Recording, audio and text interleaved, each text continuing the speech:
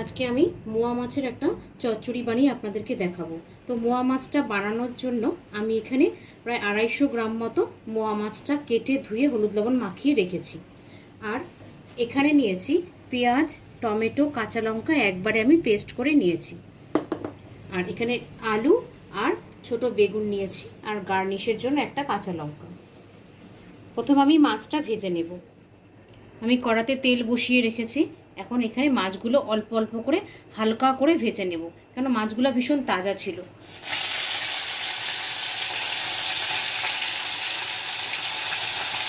অল্প অল্প করে ভেজে নিচ্ছি। মাছগুলো হালকা করে ভেজে নিয়েছি, এখন আমি তুলে নিচ্ছি। এইভাবে অল্প অল্প করে সম্পূর্ণ মাছটা ভেজে নেব।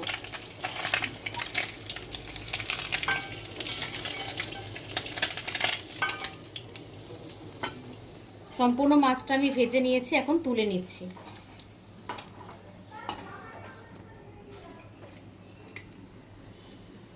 এই তেলটার মধ্যে আমি মাছটা বসিয়ে নিচ্ছি। তেলের মধ্যে একটু কালো জিরে দিয়ে দিচ্ছি।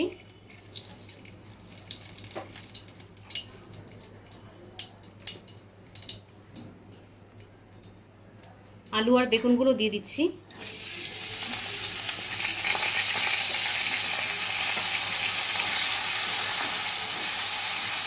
আলু আর বেগুনগুলো ভালো করে তেলের মধ্যে আগে প্রথমে ভেজে নেব। আলু আর বেগুনটা ভালো করে তেলের মধ্যে আমি ভেজে নিয়েছি, এখন তুলে নিচ্ছি।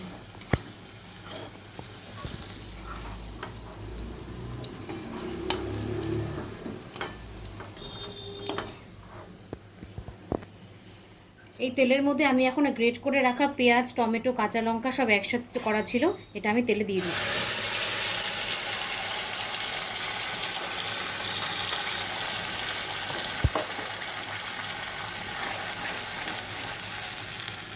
তেলের মধ্যে ভালো করে একটু ভেজে নেব যতক্ষণ না পেঁয়াজটার কাঁচা গন্ধ যাচ্ছে।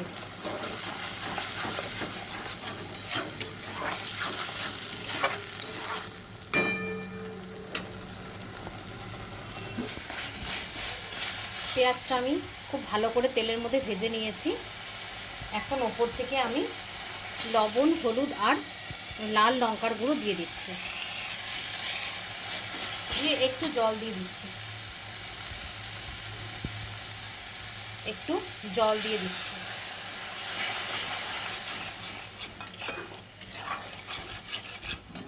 এখন আমি মশলাগুলো সব একসঙ্গে ভালো করে তেলের মধ্যে কষিয়ে নেব।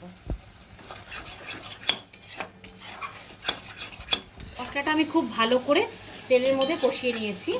এখন আমি ওপর থেকে মাছ আর ভেজে রাখা সবজিগুলো দিয়ে দিচ্ছি।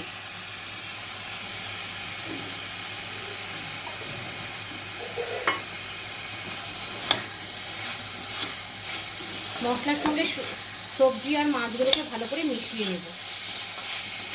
খুন্তির সাহায্যে নেড়ে নিচ্ছি।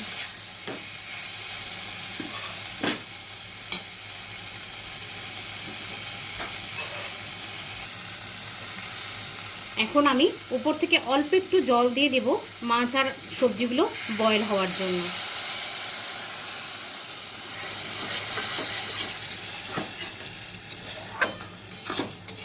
কিছুক্ষণের সময়ের জন্য একটু ঢাকা দিয়ে রাখছি। মাছের চচ্চড়িটা আমার বানানো হয়ে গেছে। আজকে একদম শুকনো শুকনো করে বানিয়েছি, কারণ এটার সঙ্গে ডাল হবে, লেবু হবে, এই কারণে। নামিয়ে নিচ্ছি।